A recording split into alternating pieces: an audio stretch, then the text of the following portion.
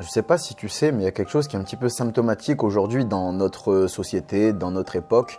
C'est que beaucoup trop de personnes pensent qu'elles ont tout appris une fois qu'elles ont obtenu leur diplôme, leur formation, leur brevet, l'attestation de fin de stage, de fin d'études, de fin de formation. Alors qu'en fait c'est totalement faux et c'est pas quelque chose qui est que lié au domaine de l'animation. En fait, dans n'importe quelle discipline tu peux avoir ce genre de dynamique. Et si si jamais tu fais partie de ce genre de personnes qui pensent que l'apprentissage s'arrête une fois qu'on a fini notre formation, eh bien au sein de l'animation, a fortiori, parce que moi je parle d'animation, je tiens à te dire que premièrement tu as totalement tort en fait. Si tu veux, en fait il faut que tu comprennes bien quelque chose, c'est que les cursus d'animation, donc par exemple BAFA ou BAFD, sont très courts et ils sont beaucoup trop courts pour pouvoir te préparer à l'ensemble de ce qui va t'attendre sur le terrain dans tes rôles et fonctions dans l'animation, donc que tu sois dans une équipe d'animation, dans une équipe de direction, voire même dans une équipe de formation. Et tu sais, même si tu suis un cursus professionnel de l'animation, donc par exemple un BPGEPS ou autre diplôme professionnel, en fait ça s'arrête un jour ou l'autre en fait. Et il y a un moment où tu vas sortir du centre de formation et on va revoir un petit peu les mêmes genres de dynamiques. Alors je ne veux pas cracher dans la soupe, moi-même je suis passé par les cursus BAFA, BAFD, j'ai failli passer par les cursus des diplômes professionnels et en fait c'est très bien, ces diplômes-là, ces brevets-là, ils sont très bien pour ce qui est d'avoir les bases, d'accord, parce qu'il y a un moment, il faut quand même qu'on parte tous d'un même point commun pour ensuite pouvoir travailler, évoluer. De toute façon, sinon il n'y aurait pas d'agrément donné par l'État à ce niveau-là. Mais ce que je veux dire, c'est que c'est bien pour avoir les bases, mais si tu te cantonnes à ces bases-là, et ce qui va se passer un jour ou l'autre, c'est comme pour tout le monde, tu vas finir par arriver à un manque de ressources ou un manque de renouvellement dans tes pratiques. Alors bien évidemment, sauf si tu es formateur ou formatrice ou alors membre actif d'un organisme de formation, mais ce qui n'est pas la majorité du personnel encadrant travaillant dans l'animation. Et aussi, ce qu'il faut que tu comprennes bien, c'est qu'il n'y a pas d'âge pour acquérir de nouvelles compétences ou réviser celles qu'on a déjà, bien évidemment, mais ça peut se faire tout au long de sa vie à partir du moment où on s'en donne les moyens. Et pour s'en donner les moyens, à un moment aussi, il faut les trouver un petit peu à gauche, à droite. Mais aujourd'hui, à l'époque dans laquelle on vit, aujourd'hui je tourne cette vidéo en août 2020 et en fait on a un outil qui est magnifique à notre époque aujourd'hui qui est Internet. Et en fait avec Internet, tu n'as plus d'excuses pour te former qualitativement aux disciplines que tu souhaites aborder, a fortiori dans l'animation, parce qu'ici on parle d'animation, d'accord. Donc voilà, aujourd'hui avec Internet, tu peux avoir pas mal de ressources qui vont s'apporter à toi vers plein de disciplines, vers plein de méthodes et ressources, vers plein de réflexions pédagogiques que l'on peut avoir au sein de l'animation. Alors, si tu ne me connais pas, moi je m'appelle Lex, je suis formateur indépendant au métier de l'animation et si tu veux, mon but c'est de t'aider justement en t'apportant de la ressource, des méthodes, de la réflexion pour que tu puisses te former en continu aux différents métiers de l'animation que tu vas trouver donc dans les équipes d'animation, dans les équipes de direction et dans les équipes de formation. Pour ça, j'ai créé Animare qui est un centre dématérialisé et non qualifiant. Va dans la description de cette vidéo si tu veux en savoir plus ou alors dans la playlist à propos d'Animare où tu en découvriras encore plus sur Animare et ma propre personne. Alors, si tu me connais, eh bien, écoute, voilà, comme d'habitude, moi, je vais te souhaiter une bonne vidéo et peut-être de prendre de quoi noter si jamais tu en as besoin pendant le générique. Bienvenue sur Animare TV, la chaîne de ton centre de formation dématérialisé. Abonne-toi si tu veux rien manquer ou parle-en à ceux que ça intéressera. Si tu as des questions sur les contenus ou des propositions de sujets à aborder, n'hésite pas à m'envoyer un message privé sur Animare FB. Si tu veux juste donner ton avis ou ouvrir un débat, tu peux le faire dans les commentaires, c'est fait pour ça. Enfin, les liens vers tous les canaux d'Animare sont dans les descriptions de chaque vidéo.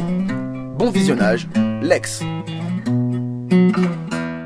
Alors, le vrai problème, si tu penses que ton apprentissage s'arrête au-delà de ton centre de formation, c'est qu'à un moment ou à l'autre, tu ne vas plus avoir de remise en question de tes pratiques. Et ça, c'est le point noir négatif qui est le plus dramatique quand tu ne penses pas à te former en continu, c'est que tu ne remets pas en question tes pratiques. Et donc, qu'est-ce qui risque de se passer si tu ne remets pas en question tes pratiques? Eh ben, Premièrement, tu vas rentrer dans une routine. Et qui dit routine, dit au bout d'un moment lassitude et découragement. Et qui dit lassitude et découragement, finit par dire dégoût de l'animation, alors que tu avais peut-être pas mal de choses à apporter à tes publics, à tes différentes équipes, etc. Même pour toi dans l'animation, eh bien voilà, le fait que tu ne te remets pas en question finit par te décourager, finit par te faire rentrer dans une routine et tu finis par te dégoûter.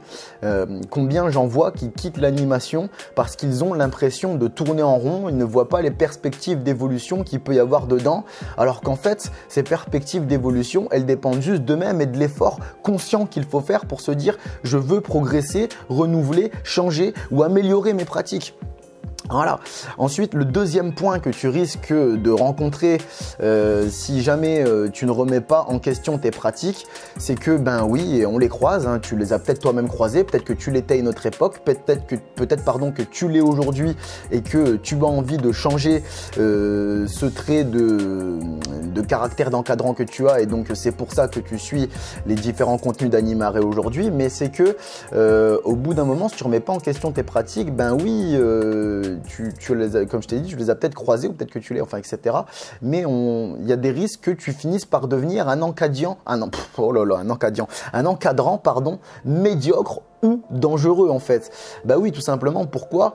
Ben parce que si tu finis par tourner en rond avec les 4 jeux et les 3-4 méthodes que tu as, ce qu'il faut te dire, c'est que si c'est celles qui sortent des centres de formation classiques en général, ce sont des grandes choses bien classiques et que tes publics connaissent déjà par cœur et ça les saoule.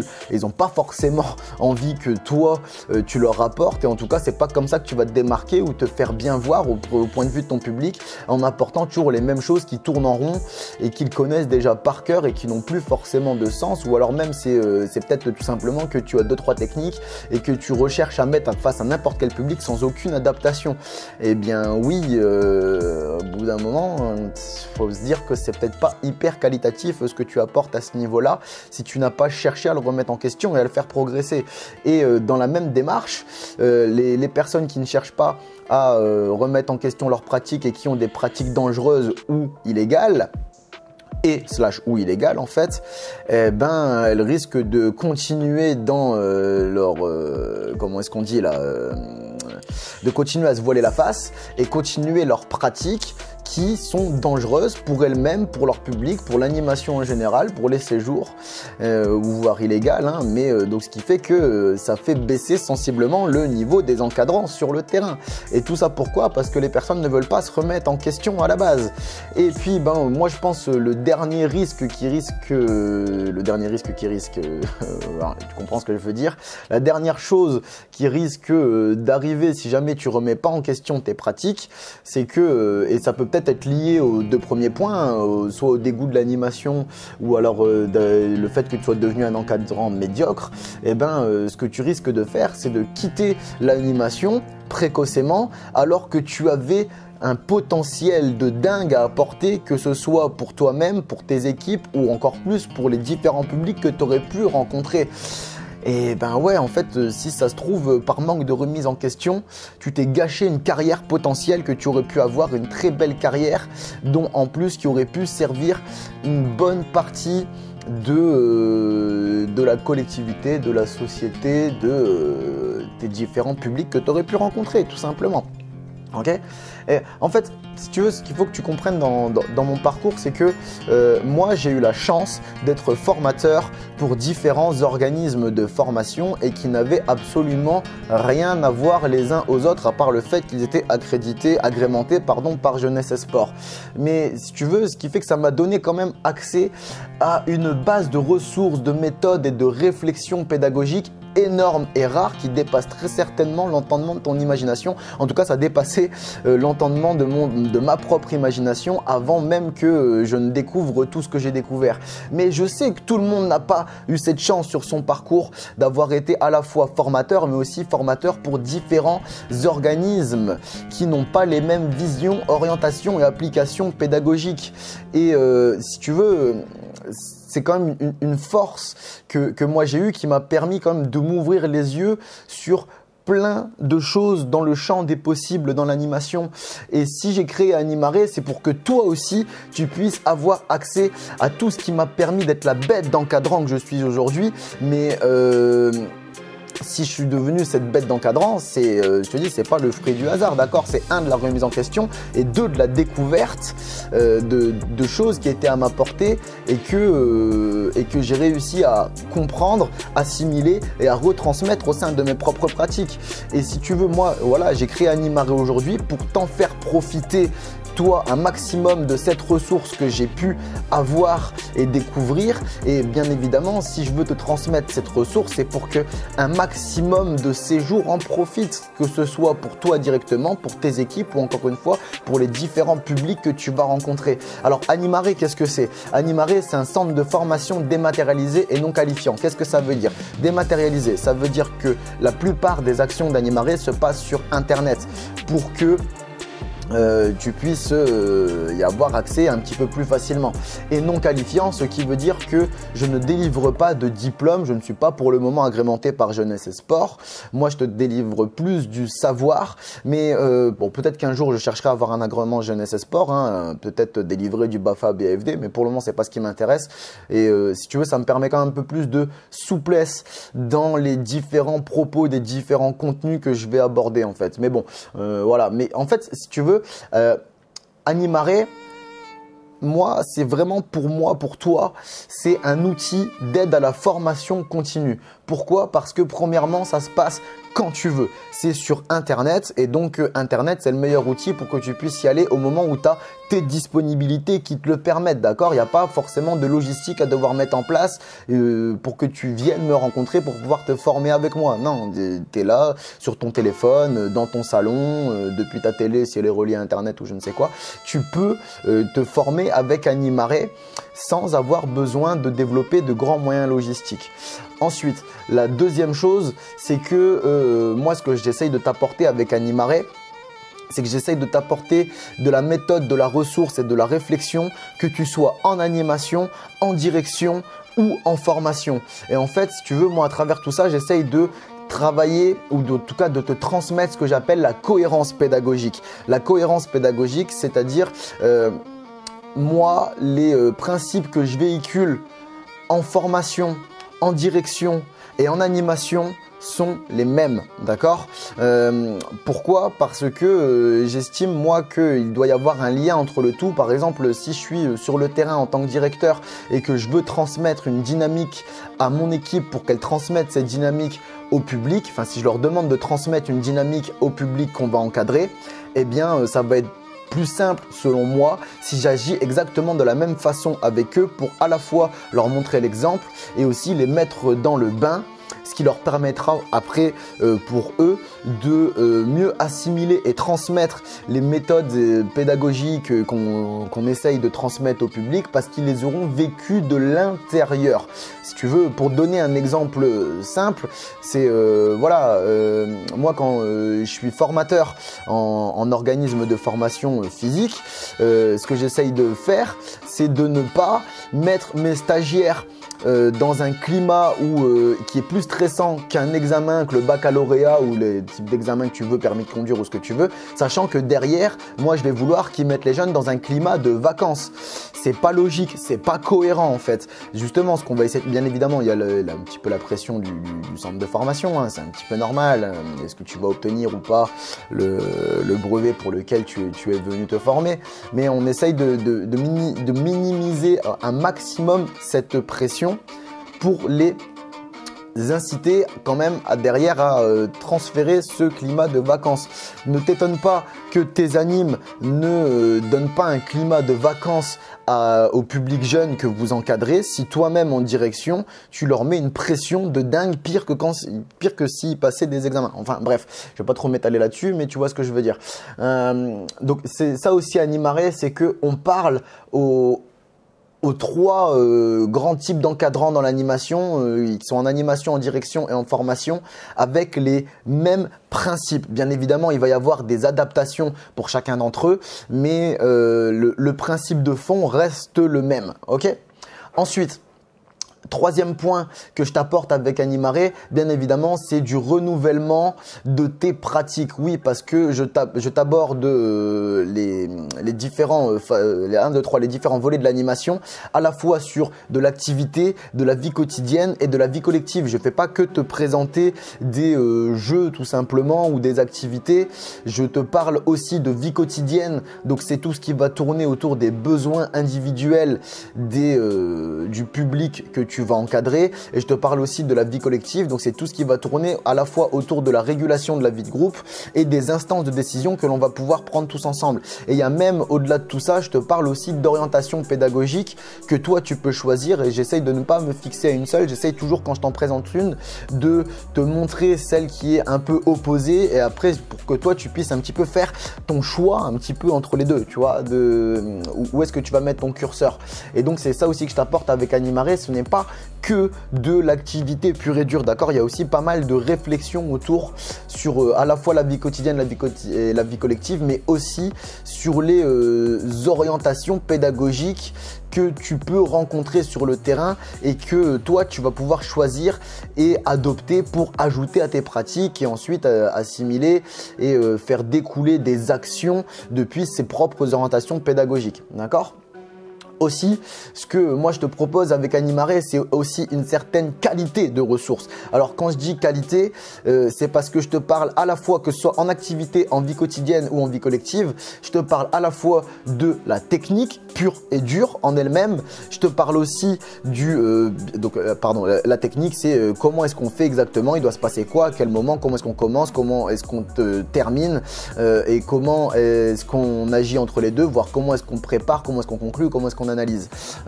Et au-delà de tout ça, au-delà de la technique pure et dure, je te propose aussi des bilans des différentes actions que je te propose et auxquelles je vais te former. Donc un bilan, ça sert à contextualiser l'action pour savoir à quel moment ou à qui l'apporter le plus judicieusement possible. Ok? Et en plus de tout ça, ce que je fais, c'est que je t'apporte moi tous mes conseils du vécu, que ce soit aussi bien en animation, en direction ou en formation. Mais ce sont les conseils que moi j'ai eu à travers en vivant, en développant, en appliquant, en transmettant les différentes techniques, méthodes, ressources que je t'apporte, et que j'essaye de te donner des conseils pour t'éviter justement différentes galères que j'ai rencontrées qui sont liées à ces différentes ressources, méthodes que je mets à ta disposition avec Animare.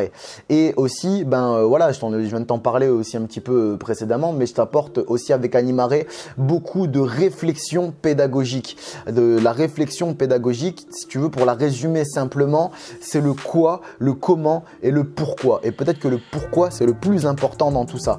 Mais en fait, tout ça pour te dire, tu vois que Animare, avec sa souplesse d'accessibilité, parce que c'est sur internet, avec aussi son englobement des différentes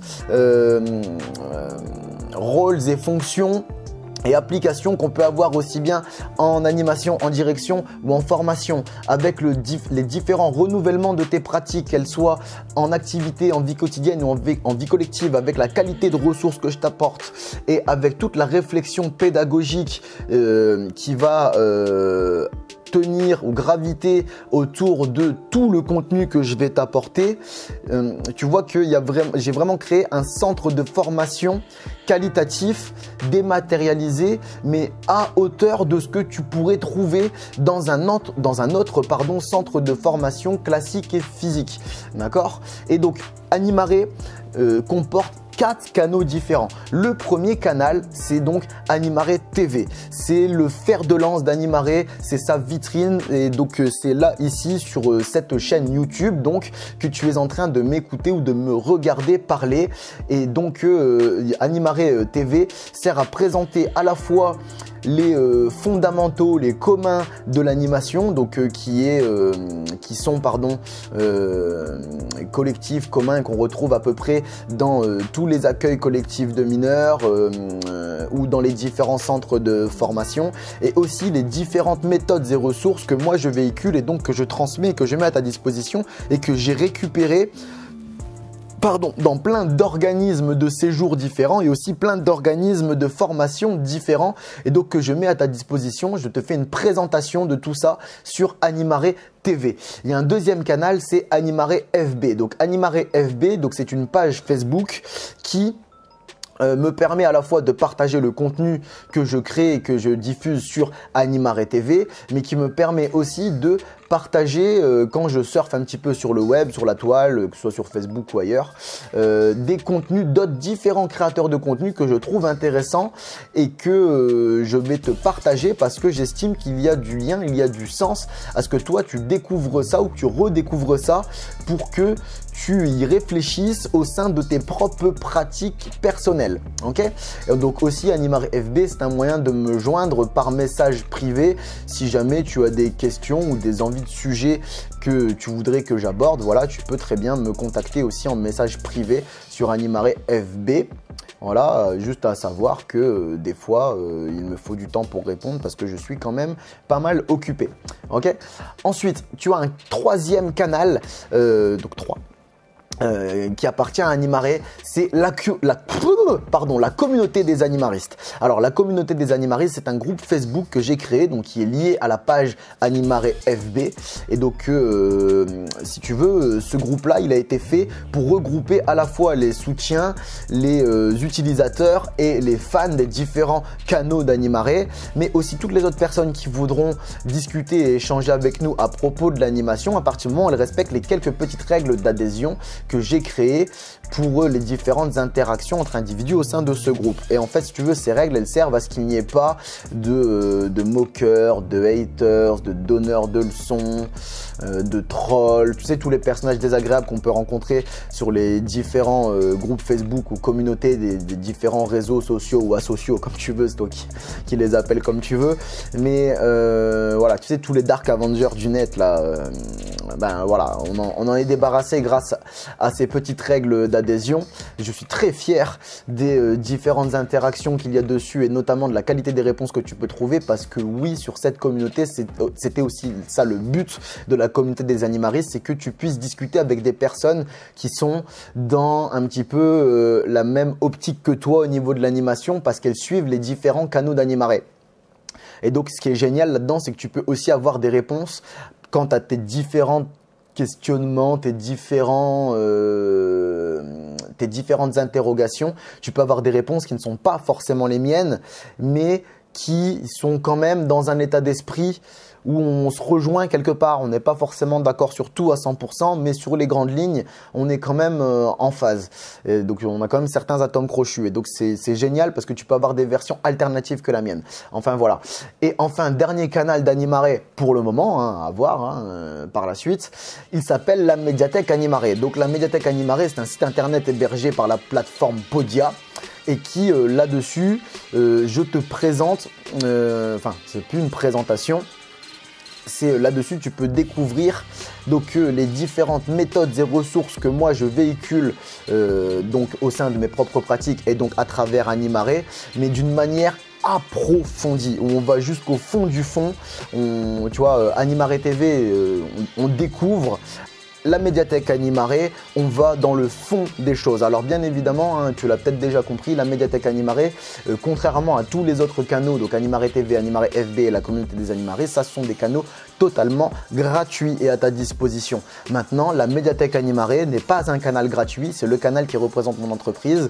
Et si tu veux pouvoir avoir accès à cette ressource de qualité que j'ai bien développée, qui m'a quand même pris du temps à synthétiser, à te remettre en place, là par contre, c'est quand même moyennant finance. Sachant que ce n'est pas trop excessif non plus à partir du moment où tu sais ce que tu veux et que tu as compris pourquoi tu viens chercher cette ressource et ces différentes méthodes sur la médiathèque Animare. C'est tout simplement parce qu'elles ont la qualité que je t'y apporte maintenant. Voilà, c'est pas obligatoire. Il y a des personnes qui en sont dingues et il y a d'autres personnes qui n'en ont absolument rien à foutre de la médiathèque Animare. Et ben c'est tant mieux. Mais en tout cas, toi, si tu veux aller plus loin dans les méthodes et ressources que je mets à ta disposition à travers Animare, ça se passe sur la médiathèque Animare. Enfin voilà, les liens vers tous les différents canaux d'Animare sont dans la description de cette vidéo et aussi dans la description de chacune des vidéos d'Animare, hein, d'accord?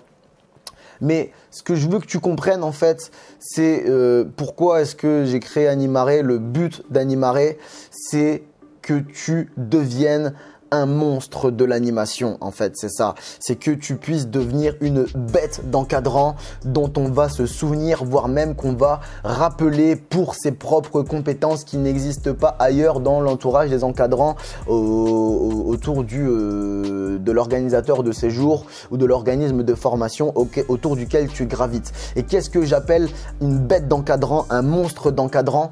C'est quoi? C'est premièrement quelqu'un qui a des convictions pédagogiques forte, c'est-à-dire qui sait ce qu'il fait, pourquoi il le fait, comment il le fait et qui est capable de le justifier à n'importe quel moment, d'accord? C'est très important, je pense, la justification de tes actions au sein de l'animation. C'est ce qui te permet d'asseoir ta crédibilité face à n'importe qui, que ce soit face à ton public, face à ton équipe ou alors face même à tes supérieurs hiérarchiques. La justification est très importante. Aussi, ce qui pour moi fait un monstre d'encadrant, une bête d'encadrant, c'est que cet encadrant a des ressources et des méthodes remarquables et adaptables. Donc non seulement les ressources et méthodes que tu vas apporter vont faire sensation, mais en plus de ça, tu es capable de les adapter à différentes situations ou à différents publics. C'est ça aussi, je pense, la force du monstre d'encadrant, c'est de pouvoir garder ces ressources et méthodes qui découlent de ses convictions pédagogiques fortes, mais qui soient capables d'adapter justement ces méthodes et ces ressources aux différentes situations. C'est ça aussi d'avoir des convictions pédagogiques fortes, c'est qu'on puisse les adapter aux différentes situations ou aux différents publics. Si tu as des convictions pédagogiques qui sont difficilement adaptables soit une situation, soit un public, elles ne sont pas fortes. Enfin, c'est mon avis, hein, d'accord? Et enfin, dernier point, dernier marqueur du monstre d'encadrant, de la bête d'encadrant, du monstre dans l'animation, c'est que cette personne a une grosse remise en question, une remise en question constante dans un seul but, c'est d'améliorer ses propres pratiques pour être encore plus qualitatif face à son public. C'est ça aussi qui fait la différence entre un encadrant lambda et un encadrant dont à la fois on va se souvenir et à la fois on va vouloir rappeler sur le terrain. D'accord? Et voilà, c'est quand même, moi je pense, quelque chose qui est quand même assez important dans l'animation si tu veux laisser ta trace, mais pas dans un but égoïste, pas dans un but d'égo trip, dans un but altruiste qui est à la fois de relever le niveau des séjours pour les publics que tu vas encadrer, mais aussi de leur transmettre des convictions, des valeurs, des messages forts au sein des différentes conceptions pédagogiques et applications que tu vas avoir sur le terrain. Eh bien oui, je pense qu'il faut à la fois avoir des convictions pédagogiques fortes, avoir des méthodes et ressources remarquables et adaptables, et aussi avoir une grosse remise en question pour toujours soi-même progresser, pour être meilleur pour les autres. Voilà. Et donc pour ça, je pense qu'il est important que tu te formes en continu, tu vois, que ça ne s'arrête pas à comment est-ce qu'on dit, à ta sortie de centre de formation. Tu peux te former sur le terrain, tu peux retourner dans des organismes de formation pour passer des qualifications, etc. Ou alors voire même en devenir un membre actif ou devenir formateur ou formatrice de ces organismes de formation qui va te permettre de toi d'augmenter ta propre ressource personnelle et aussi de remettre en question à la fois tes pratiques et tes convictions et orientations pédagogiques. Et tu vois, après ça, tu peux aussi maintenant aujourd'hui te former sur Internet. Voilà, tu peux te former avec Animaré, mais tu n'es pas obligé. Il y a aujourd'hui d'autres youtubeurs de l'animation qui apportent tous de la qualité. Moi, je n'ai absolument rien contre eux. Tu vois, tu as peut-être pu découvrir qu'on aborde les choses pas du tout de la même façon, mais moi, c'est tant mieux. Ça me va très bien. Je pense qu'au plus on sera à apporter nos propres ressources et méthodes et réflexions pédagogiques de qualité, au plus les différents encadrants avec, tu sais, chacun leurs différents parcours et leurs différentes visions de l'animation, au plus chacun pourra s'y retrouver et améliorer ses propres pratiques. Donc si toi aussi tu as de la ressource à revendre, n'hésite pas, toi aussi produis du contenu et partage-le, il n'y a pas de problème. Et si Animaré ça te plaît pas, eh bien il y a d'autres youtubeurs de l'animation qui ont créé des chaînes YouTube, des pages Facebook de qualité. Il y a Ludianime, il y a Valentin Monnier, il y a les jeux originaux. Enfin, va voir, va les découvrir et tu verras qu'en fait, on aborde tous les choses un petit peu différemment, mais ce qu'on a en commun, c'est qu'on cherche à faire progresser les encadrants sur le terrain et je pense que pour eux, c'est la même chose que pour moi, dans le but que de relever la qualité des séjours vécus par les différents publics en fait. Mais donc, ce que je veux dire, c'est forme-toi en continu. Quand tu sors de ton centre de formation, ce n'est pas terminé, voire tu as à peine les bases en sortant de centre de formation. Donc, forme-toi en continu, que ce soit sur le terrain, retourne dans un centre de formation si tu le peux, ou alors aujourd'hui avec Internet, tu n'as plus d'excuses pour te former correctement, qualitativement, quantitativement aux différentes méthodes, ressources, orientations et disciplines qui vont pouvoir améliorer tes pratiques et te faire devenir un monstre, une bête d'encadrant dans l'animation. Le milieu de l'animation compte sur toi pour que tu n'arrêtes pas ta formation en sortant de ton centre de formation et moi aussi. Alors, si jamais tu as des questions et que tu veux une réponse immédiate, tu peux toujours me passer un coup de fil via la médiathèque Animaré. Si tu prends un coup de fil public, on peut modifier tous les éléments qui permettraient de t'identifier, si tu veux évidemment. Les liens sont toujours dans la description de chaque vidéo. À bientôt, Lex.